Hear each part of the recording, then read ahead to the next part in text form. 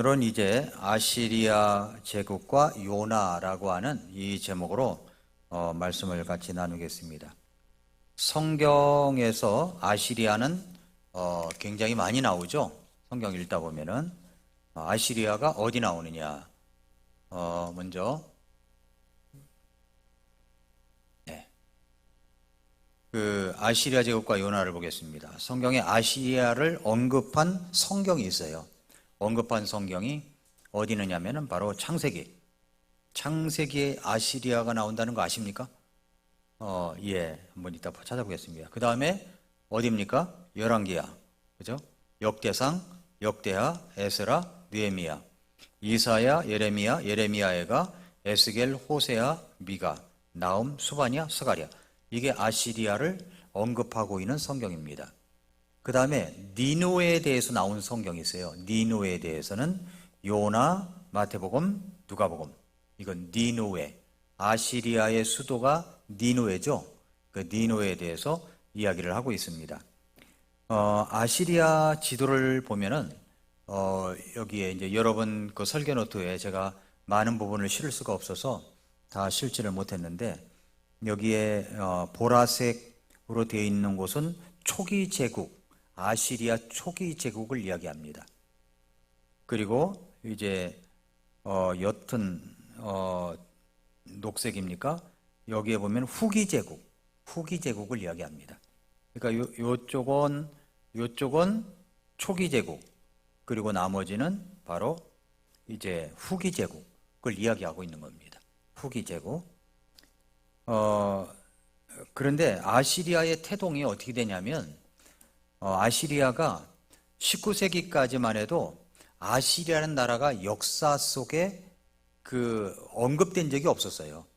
그러니까 흔적이 없었다는 말입니다. 흔적이.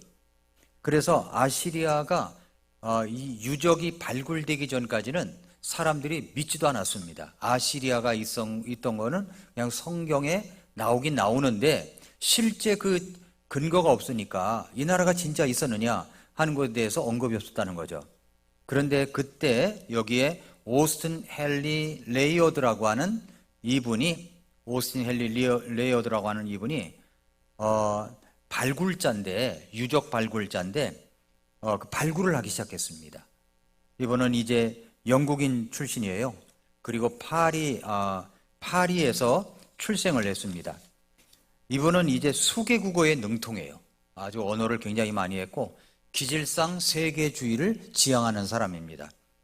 육로로 소아시아와 근동을 거쳐서 또 인도와 실론까지 여행하는 꿈을 꿨는데 22살 때, 그러니까 1840년 런던의 법률 사무소를 벗어나 터키와 페르시아를 여행하게 됐습니다.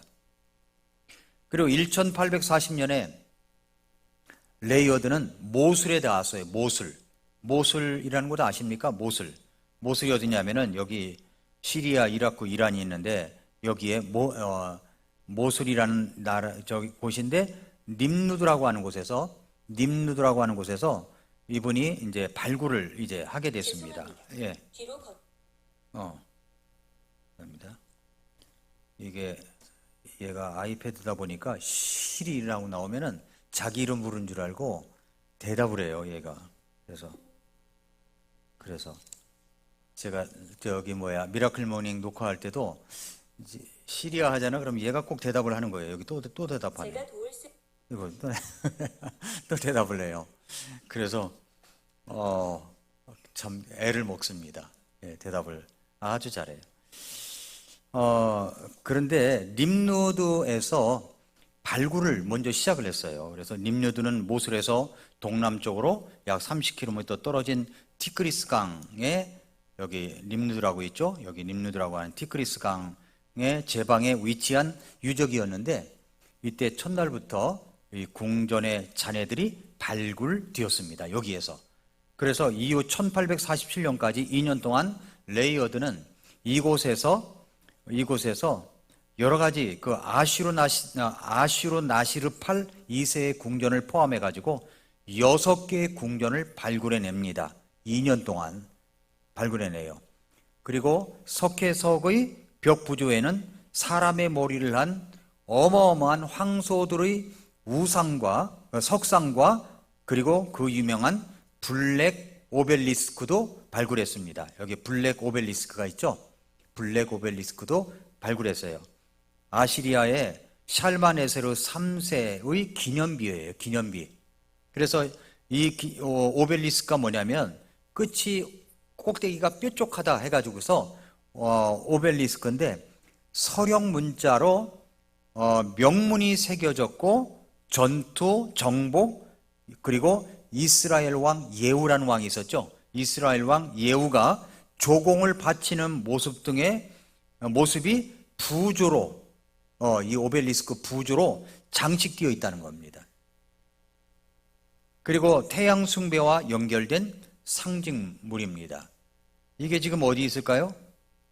이게 대영제국 그 박물관, 대형 박물관에 이 오벨리스크가 있습니다. 블랙 오벨리스크가 있어요. 하나는 프랑스에 가 있고.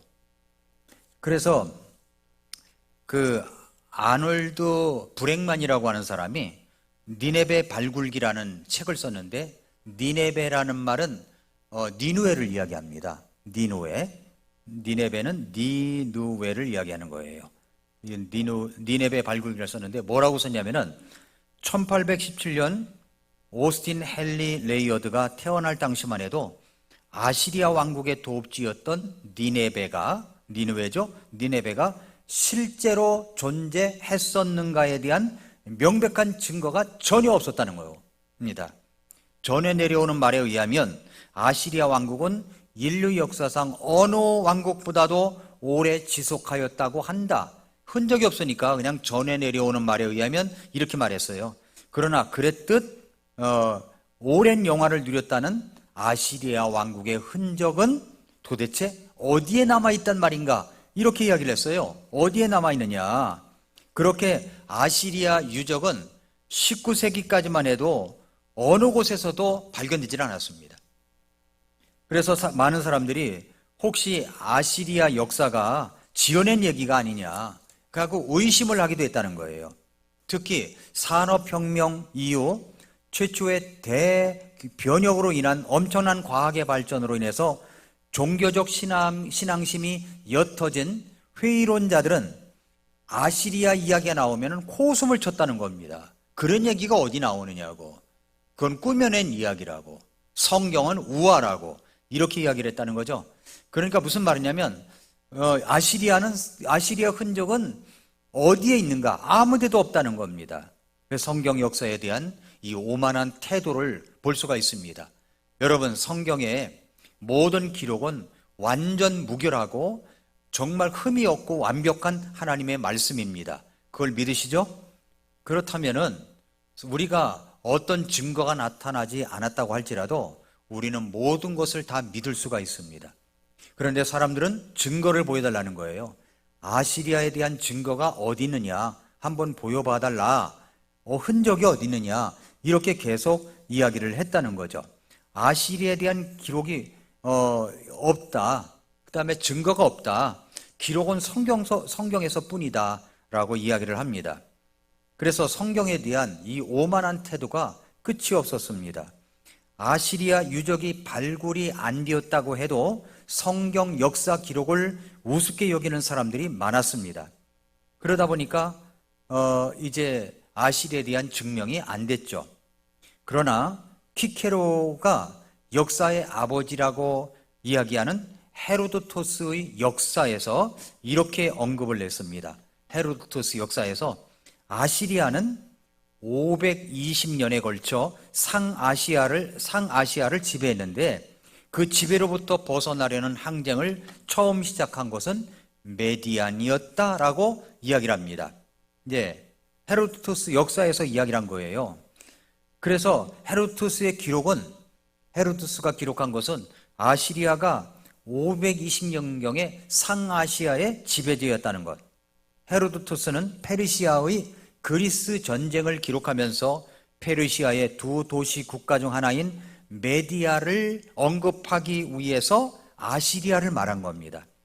아시리아의 존재를 드러낸 매우 중요한 자료다라고 할 수가 있습니다. 또 헤로도토스의 역사라는 책에 보면은 또 이렇게 얘기를 해요. 아시리아 땅은 비가 적어서 씨앗이 겨우 싹을 틔우고 뿌리를 내릴 정도일 뿐이지만 강물을 이용한 관계로 작물을 키우고 곡물을 수확한다. 여기에서는 이집트와 같이 강 자체가 밭으로 흘러 들어오지 않고 인력을 사용한 두레박 틀로 물을 밖으로 끌어들인다.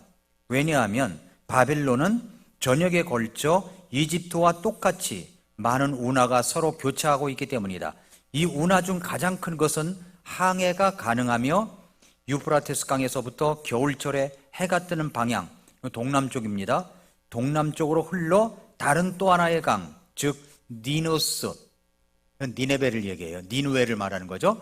니노스를 연안에 끼고 흐르는 티그리스 강으로 들어가고 있다라고 이야기를 하고 있습니다. 그러니까 아시리아의 존재 여부는 이때까지는 이제 헤로도트가 역사라는 책에 언급된 것이고, 아시리아의 존재 여부는 영국의 고고학자 레이어드의 1846년부터 약 7여년에 걸쳐 가지고 니누에 대한 발굴로 모든 의심이 이제 사라지게 되었습니다. 그래서 이 아시리아 나라가 정말 있었구나라는 것이 증명이 된 거죠. 증명이 돼요.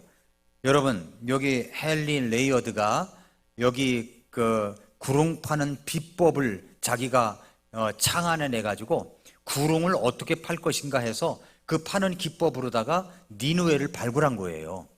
니누에를, 아시리아 니누에를 발굴한 겁니다. 이제 왜냐하면 바벨론은 여기에서 바벨론이 이야기가 아니라 아시리아의 존재 여부가 영국의 고고학자 레이어드를 통해서 이렇게 나타나게 된 거죠. 그렇게 아시리아는 이제 세상에 다시 태어나게 된 겁니다. 니누의 발굴의 초기에는 이 구릉 파는 비법을 배우게 된 것이 발굴의 결정적인 계기가 되었다고 합니다. 그런데 이 비법은 오늘날까지도 고고학자들에 의해서 답습이 되고 있는 비법입니다. 아시리아인들은 궁전이나 신전을 지을 때 우선 평지에 30 또는 40피트 높이에 약 9에서 12m죠. 기단을 진흙 벽돌로 쌓아 올렸다고 합니다. 따라서 폐허들은 이 단 위에 남게 되고 바람에 날려온 흙이나 모래가 쌓여가지고 거대한 인공 구릉이 탄생하게 된 것입니다. 바로 이 지점에서부터 레이어드는 이제 결론을 얻게 된 거죠. 그래서 여기서부터 이제 땅을 파내려 가는데 제일 먼저 한 일이 뭐냐면 햇볕에 말린 진흙 벽돌로 쌓은 기단을 찾는 일이었습니다. 그리고 기단이 발견되면 참호는 기단의 윗면과 똑같은 높이를 따라 수평으로 파야 됐어요. 기단이 딱 이 높이 쌓은 기단이 발견되면 수평으로 이렇게 파서 갔다는 겁니다. 그러니까 깊이 판 게 아니에요. 옆으로 쭉 파서 내려가고 그보다 더 깊숙이 파 내려가서는 안 되었다는 겁니다. 우선 옆으로 쫙 파 내려가고 이렇게 대여섯 해 동안 삽질만 하던 레이어드가 삽질만 한 거예요. 구름 꼭대기로부터 20피트, 약 6m를 파 내려가니까 굽지 않은 벽돌로 쌓은 기단들이 나타났다는 겁니다. 그래서 이것이 역사적인 니누의 발굴의 본격적인 발굴의 시작이 된 것입니다. 그동안 많은 시비가 종식되고 성경에서 말한 나훔서의 예언이 실제 사건으로 밝혀진 거죠. 나훔서에서는 요나서에서 요나가 설교를 했더니 회개를 했지 않습니까? 난폭한 모습에서 돌이킨 거예요. 여기에 니누의 왕도 그랬잖아요. 우리가 난폭함에서 벗어나서 하나님 앞에 회개하자고 그랬잖아요. 오늘 말씀에. 그런데 그 난폭함이 그 이후에 또 일어났습니다. 그래서 요나가 대언한 150년 후에 나훔서에서 나홈이 하나님 앞에 대언을 받아가지고 말씀을 받아서 대언을 했는데 그때 이 아시리아가 완전히 멸망한다는 예언이 성취가 된 것입니다. 그렇게 발굴된 것이. 아시리아에 대한 가장 많은 기록은 어디에 나오냐면은 성경에 나옵니다. 그래서 아시리아에 대한 연구를 하는 학자들은 성경을 읽고 연구를 한다는 겁니다. 여기 이제 이스라엘 역사와 아시리아 역사가 있습니다. 자, 이스라엘 역사와 아시리아 역사를 한번 봐보세요. 여로보암 2세 때 요나가 활동을 했어요. 요나가. 근데 이때 아시리아 왕은 아시리아 단 3세입니다. 이때는 아시리아가 굉장히 고난을 겪을 시기였어요. 그러다가 그 이후에 다 회개했잖아요. 회개해서 하나님께서 뜻을 돌이키셨죠. 그런데 디글랏 빌레셀 3세라고 하는, 성경에는 불이라고 나와요. 불. 예, BC 745년서부터 727년까지 아시리아를 제국으로 만들어야 되겠다 해서 굉장히 난폭하게 세계를 제패해가는 일이 일어납니다. 이스라엘 역사에 BC 722년에 북이스라엘이 멸망합니다. 그런데 아시리아는 그때 사로곤 2세가 일어나서 통치를 하고, 히스기야 왕, 남왕국 히스기야 왕 때 아시리아가 쳐내려오는데 누가 왔어요? 사네립이 들어왔잖아요. 사네립과 대립이 된 이야기가 나오고, 그 다음에 히스기야 다음에 이제 요시야 때 나움이 활동을 하게 되는 겁니다. 그리고 BC 612년에 아시리아가 멸망하게 되죠. 나움이 예언한 다음에 멸망을 하게 된 겁니다. BC 606년에 남유다가 멸망하게 된 것입니다. 이런 일들이 이제 성경에 나와 있는 겁니다. 자, 그럼 아시리아의 기원이 어디냐? 여러분 창세기 2장 14절을 한번 열어보세요. 여러분 찾으셔서 한번 보시면 거기에 이제 아시리아가 나온다. 모세오경은 누가 썼습니까? 모세가 썼죠. 모세가 썼어요. 그런데 여기에 이제 아시리아라는 이름이 나와요. 창세기 2장 14절에 보니까 셋째 강의 이름은 히데겔인데 그것은 아시리아의 동쪽으로 가는 강이고 넷째 강은 유프라테스니라. 아시리아의 동쪽으로 가는 강이 히데겔. 셋째 강의 이름 히데겔. 그렇죠? 넷째 강은 유프라테스. 이렇게 얘기를 하고 있죠. 자, 창세기 2장 14절에 나오고, 또 아시리아의 기원이 창세기 10장 8절부터 12절입니다. 이게 중요한 말씀이에요. 이 창세기 10장은 굉장히 중요한 말씀입니다. 여기 보니까 구스가 리무롯을 낳았는데, 여기 이제 리무롯이라는 이름이 참 중요해요.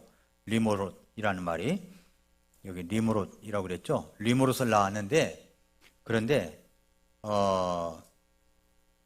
리무롯을 낳았는데 그가 땅에서 강력한 자가 되기 시작하였더라. 그가 주 앞에서 강력한 사냥꾼이었으므로 사람들이 이르기를 아무개는 주 앞에서 강력한 사냥꾼인 니무롯 같다 하느니라. 그의 왕국의 시작은 신할 땅에 있는 바벨과 에렉과 앗갓과 갈레였으며 그 땅에서 아수르가 나오죠? 아수르가 나가 니느웨와 도시 르호봇과 갈라와 또 니느웨와 갈라 사이의 레센을 세우는데 바로 그것은 큰 도시니라. 여기 아시리아의 기원이 여기서부터 시작이 된 겁니다. 자, 그 다음에 또 어디 나오냐면 아시리아가 창세기 25장 18절에 나와요. 그들은 하웰라에서부터 수르까지 거하였는데 수르는 네가 아시리아 쪽으로 갈 때 이집트 앞에 있느니라. 여기 아시리아가 나오죠. 그가 자기의 모든 형제들 얼굴 앞에서 죽었더라라고 하는 이야기가 나옵니다. 자, 고대 아시리아와 현대 시리아의 지도예요. 여기 고대 아시리아와 현대 시리아의 지도가 여기 나와 있는데, 여기에 지금은 이제 시리아는 고대 아시리아 제국의 영토에서 본다면 수도권의 외곽지대 같은 곳입니다. 그 나라 이름은 고대 아시리아에서 유래된 것은 분명합니다. 그 제국은 이제 사라졌어요. 민족은 긴 세월이 흐르는 동안 이 지역의 지배자들이 계속 바뀌면서 많이 달라졌지만 혈연적으로 어느 정도는 아시리아의 직계 후손들과 가장 가까운 사람들이라고 할 수가 있습니다. 아시리아의 중심지는 지금의 이라크 북부였고 그 수도 니느웨는 지금의 이라크의 모술 근방이라는 거예요. 모술 근방. 예, 여기가 지금의 시리아 국경과 멀지 않은 곳입니다.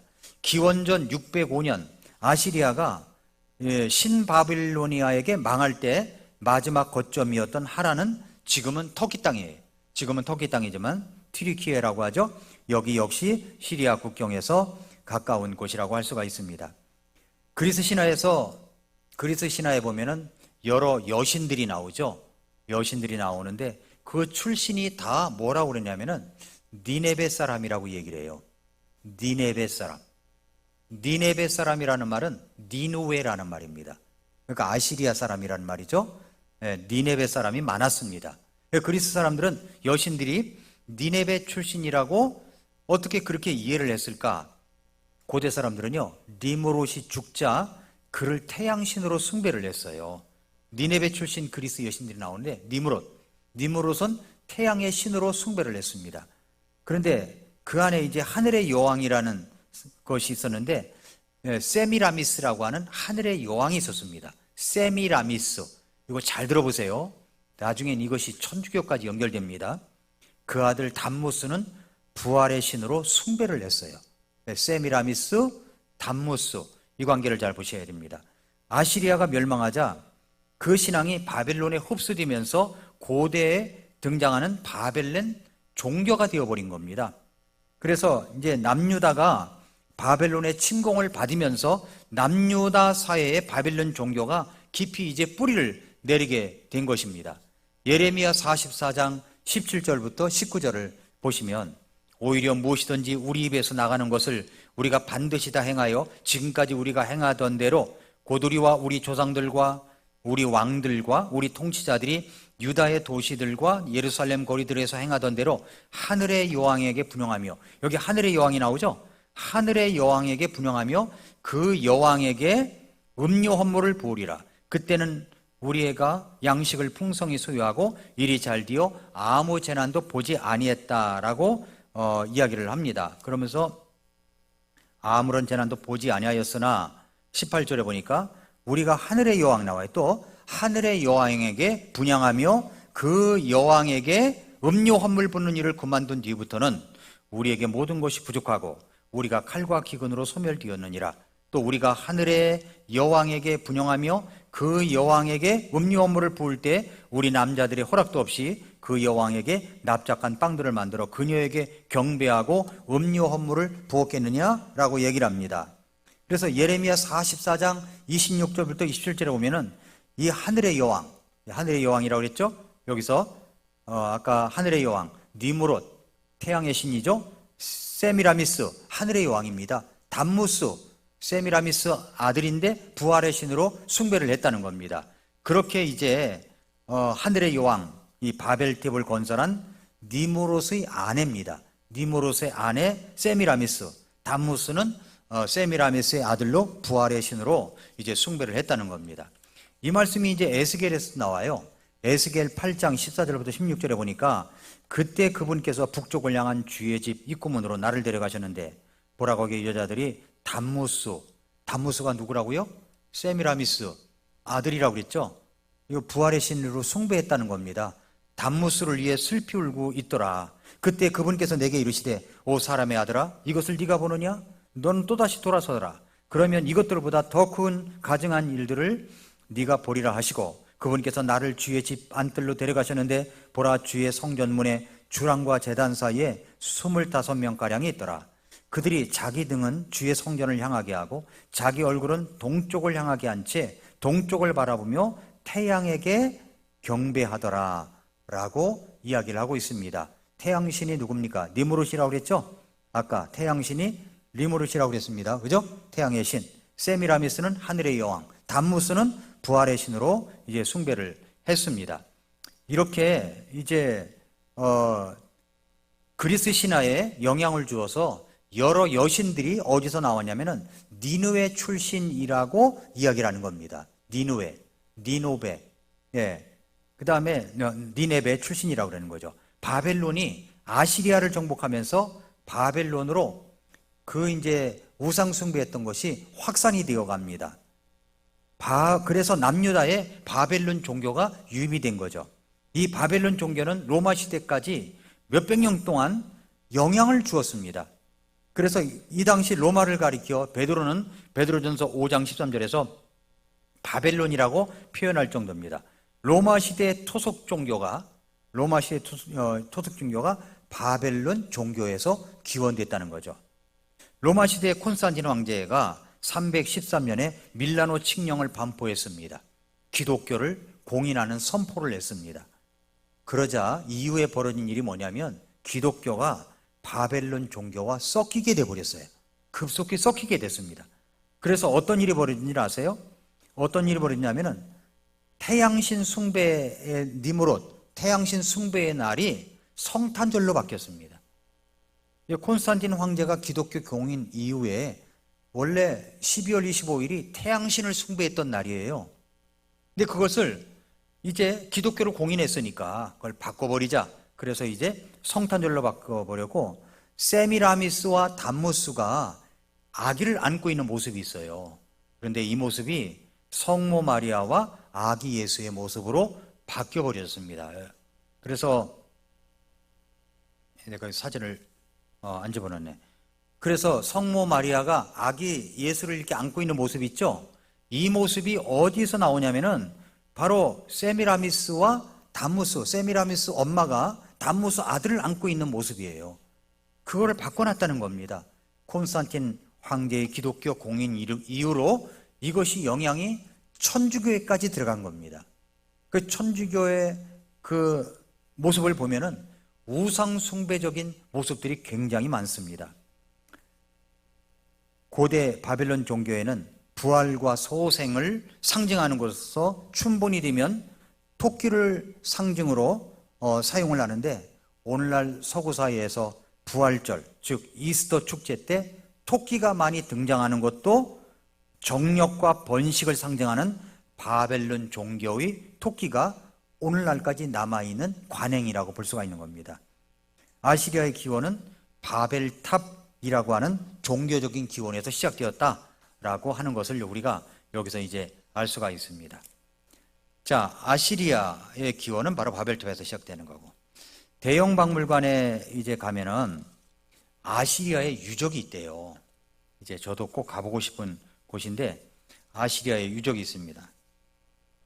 그 세계 제1의 박물관이다라고 하면은 프랑스의 루브르 박물관이고, 그 다음에 대영 제국, 영국의 대영 박물관입니다. 대영 박물관이에요. 이게 박물관의 모습입니다. 제가 사진을 여기서 대영 박물관과 아시리아 유적입니다. 그런데 층마다 이제 이렇게 자세한 안내서를 제가 대형 박물관 홈페이지에 가가지고서 이곳을 이제 가져와 봤습니다. 그래서 1층에는 뭐가 있고 2층에 뭐가 있고 3층에 뭐가 있다. 그런데 거기에 들어가면은 갔다 온 사람의 이야기를 들어보니까 이 유적물이요, 우리 성경에 있는 기록대로 전시되어 있다는 겁니다. 처음에 가면 아시리아 유적이 있대요. 아시리아 유적이 제일 많답니다. 그 다음에는 바빌론, 그리고 페르시아, 그리고 그리스, 그리고 로마 순으로 있다는 겁니다. 로마 순으로. 유적이 그렇게 되어 있다는 거예요. 그래서 저는 이제 오늘 말씀을 정리를 해보면서 대형 박물관에 있는 유적물은 돈으로 환산이 가능하지 않은 역사적 가치를 가진 유물들이 보관되어 있습니다. 그러니까 현재 약 200만 점 이상이 그 대형 박물관에 있다는 겁니다. 전시되어 있는 것도 있고 지하에 있는 것도 있고. 그런데 대형 박물관은 무료로 입장이 가능하대요. 무료로. 박물관마다 입장료가 비싸거든요. 근데 무료로 입장이 가능하답니다. 아시리아 유적들은 성경의 내용들 그 자체입니다. 인터넷 검색에서 아시리아 유적을 찾아낸 것만 해도 1106개가 나와요. 대형 박물관 지하에는 아직 전시되지 않은 많은 유물들이 있다고 해야 합니다. 여러분, 우리가 역사를 이렇게 공부한다는 것은 미래를 가기 위함입니다. 성경 속의 역사를 공부하는 것은 세계적인 마인드로 나아가서 과거와 현재와 미래를 하나의 맥을 갖고 공부하는 것입니다. 고고학자 2명에 의해서 많은 발굴이 이루어졌어요. 오스틴 헨리 레이어드, 슐레이만, 이런 고고학자들이 많은 발굴을 했습니다. 그런데 요나서와 여기에 이제 아시리아와 요나서를 관계를 보면은 요나서는 4장의 아주 짧은 내용입니다. 그런데 여기에 소중한 하나님의 말씀이 기록되어 있어요. 그럼 요나서가 끝나면 어떤 결과를 기대하면서 이 성경이 기록되었을까요? 말씀을 깨닫고 크게 회개하였고 좋은 대언자가 되었다. 누가요? 요나가.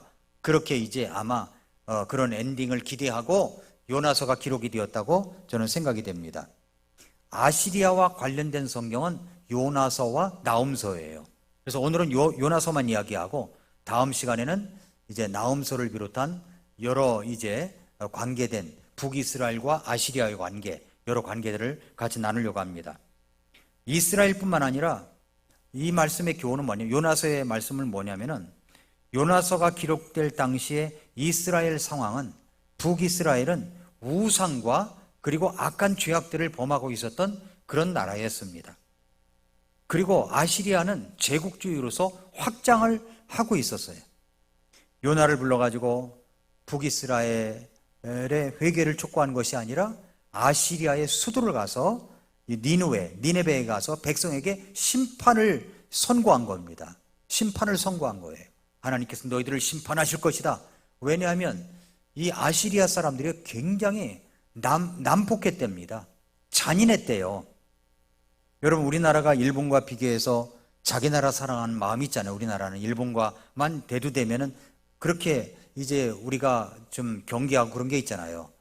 그런데 대개 보면 선거 때 보면은 꼭 이것을 가지고서 악용하는 사람들이 굉장히 많습니다. 그런데 여기 요나도 마찬가지였다는 겁니다. 자기 나라를 향해서 그렇게 악하게 대하고 잔인하게 대했던 니느웨 백성들, 이 아시리아 백성들이 잘 되는 것을 볼 수가 없었던 거예요. 그래서 니느웨에 가서 네가 이제 말씀을 전하라 했더니 요나가 어떻게 합니까? 요나 1장 2절을 열어보세요. 요나서 1장 2절에 보니까 일어나 접건 도시 니느웨로 가서 그곳을 대적하여 외치라. 그들의 사악함이 내 앞에 다다랐느니라 하시니라. 사악함이라고 하는 것은 하나님께 다다를 수가 있습니다. 아주 사악함은요, 하나님께 다다라는 거예요. 자, 북한의 김정은의 사악함, 하나님께 다다랐을까요? 저는 다다랐다고 생각합니다. 그런데 정말 우리나라 사람들이 엄청나게 북한 민족을 위해서 그렇게 기도를 많이 합니다. 많이 기도하잖아요. 하나님께서 기다리신 것이 아닌가 이렇게 생각이 됩니다. 그래서 니느웨로 가서 그것을 대적하여 외치라. 그들의 사악함이 내 앞에 다다랐느니라. 자, 이 말을 들은 요나는 야, 신난다. 이제 니느웨를 가서 니들 다 죽을 거야. 하나님이 그렇게 말씀하셨어. 이렇게 가서 선포하는 것이 아니라 다른 곳으로 도망을 갔죠. 왜냐하면 이들이 회개하여 하나님의 마음에 흡족한 사람이 될까 봐 가지를 못한 겁니다. 그래서 요나가 다시스로 가는 배를 타고 도망을 가게 되죠. 그리고 요나서 2장에 가면은 물고기 뱃속에서 회개를 합니다. 그러자 하나님께서 이제 3장에 와서 두 번째 요나에게 임한 명령입니다. 요나가 요나에게 두 번째 임하여 이르시되 3장 2절에 일어나 접건 도시 니느웨로 가서 내가 네게 명하여 선포하게 한 것을 그곳에 선포하라 라고 얘기를 한 겁니다. 그러자가 이제 요나가 할 수 없이 간 거죠. 주의 말씀대로 일어나 니느웨로 갔는데 당시 니느웨는 사흘길을 다닐 만큼 심히 큰 도시더라. 그러니까 도시가 엄청나게 컸다는 이야기입니다. 그래서 이제 두 번째 명령인 이야기를 하는데 뭐라고 이야기를 합니까? 5절에 보니까 이에 니느웨 백성이 4절 보니까 요나가 그 도시로 들어가 하룻길을 다니기 시작하며 외쳐 이르되 뭐라고 그랬습니까? 이제 40일이 지나면 니느웨가 뒤엎어지리라. 긴 문장도 아니에요. 이제 40일이 지나면 니느웨가 뒤엎어지리라. 아주 짧은 구절입니다. 이것만 이야기한 거예요. 이제 40일이 지나면 니느웨가 뒤엎어지리라. 이 이야기를 했더니 어떤 현상이 벌어지냐면은 니느웨 백성들이 하나님을 믿고 금식을 선포하면서 그들 가운데 가장 큰 자부터 작은 자까지 굵은 배 옷을 입었고, 이 말이 니느웨 왕에게 소식이 전해지니까 그 왕도 자기 왕좌에서 일어나 자기 몸에서 옷을 벗어 내려놓고는 굵은 배 옷으로 몸을 덮고 재 속에 앉았더라. 회개했다는 거죠.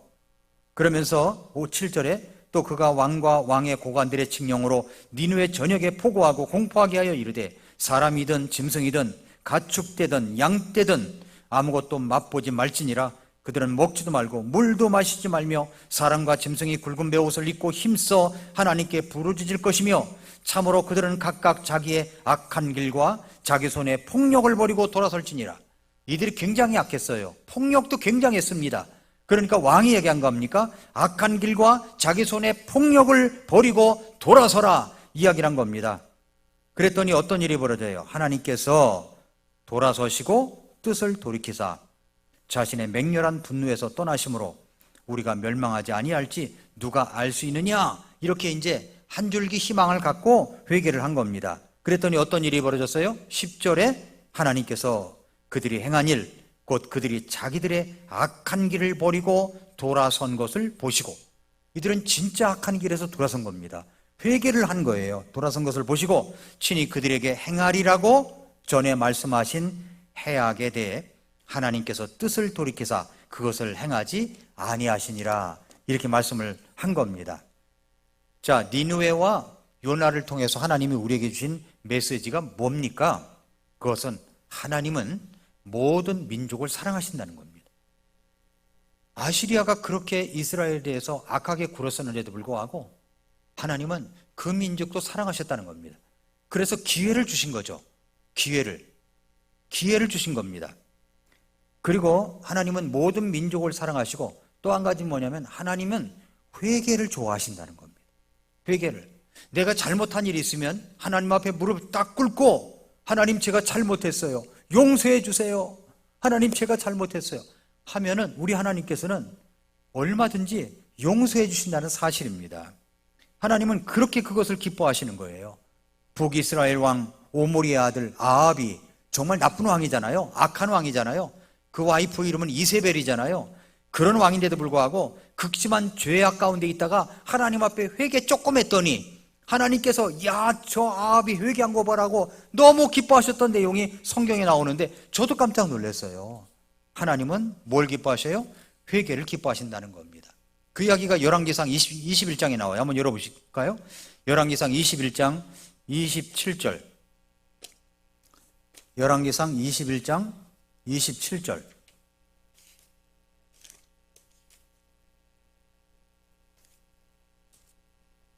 열왕기상 21장 27절 말씀해 보면은 이렇게 나옵니다. 21장 27절. 네.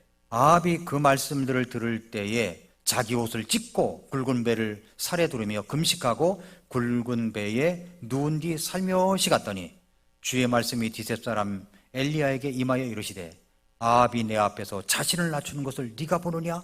그가 내 앞에서 자신을 낮춤으로 내가 그의 시대에는 해악을 가져오지 아니하고 그의 아들의 시대에 그의 집에 해악을 가져오리라 하셨더라. 아합이 조금 회개한다고 그 하나님 너 아합 봤어? 저 회개하잖아. 그렇게 하나님은 회개하는 것을 너무 기뻐하신다는 겁니다. 우리도 마찬가지입니다. 만일 우리가 우리의 죄를 자백하면 하나님께서는 신실하시고 의로우셔서 우리 죄를 용서하시며 깨끗게 하신다고 말씀하셨습니다. 그러므로 하나님께서 니느웨 백성을 구원하신 이유가 나와요. 요나서 4장 11절을 한번 열어보세요. 요나서 4장 11절. 요나서 4장 11절에 보니까 10절부터 볼까요? 그때 주께서 이르시되 네가 수고하지도 아니하고 자라게 하지도 아니한 박 곧 하룻밤 사이에 났다가 하룻밤 사이에 없어진 그 박을 네가 불쌍히 여겼거든. 자기의 오른쪽과 왼쪽을 분간할 수 없는 자가 12만 명이 넘고 또한 많은 가축이 있는 저 큰 도시 니느웨를 내가 아껴야 하지 아니하겠느냐? 이렇게 말씀했습니다. 12만 명의 좌우를 분간할 수 없는 어린아이들도 있고 가축들도 있고 그걸 아끼는 것이 마땅하다고 말씀하시고 있는 것입니다. 그러므로 여기 아시리아와 요나와의 관계 오늘 봤습니다. 오늘 좀 이해가 되셨습니까? 아시리아를 그렇게 이해할 수가 있는 거예요. 아시리아 제국이 어디쯤 있다는 것을 우리가 지도를 통해서 알 수가 있고 그뿐만 아니라 이제 니느웨가 전에는 발굴되지도 않을 때는 무슨 니느웨가 있었느냐 니네베가 있었느냐라고 했었는데 이제 발굴이 되고 나서는 그런 말이 쑥 들어갔다는 겁니다. 성경은 진실된 겁니다. 성경은 틀림이 없습니다. 그러므로 하나님께서 아끼시는 사람들이 우리뿐만이 아니라 아직도 믿지 않은 사람들이 그렇게 많습니다. 우리가 그들에게 무엇을 해야 되겠습니까? 요나는 단 한 줄 외쳤지만 하나님의 사랑을 가지고 우리가 복음을 그분들에게 전해야 됩니다. 구원받게 하고 인도해야 되는 것이 바로 우리의 사명인 것을 깨닫고, 우리 하나님께서 요나를 통해서 이루고시자 했던 일들이 바로 지금 이 21세기에 우리를 통해서 십자가 예수 그리스도의 복음을 통해서 이루고자 하신다는 것을 기억하고 우리도 그렇게 순종하는 저와 여러분들이 될 수 있기를 바랍니다. 기도하겠습니다.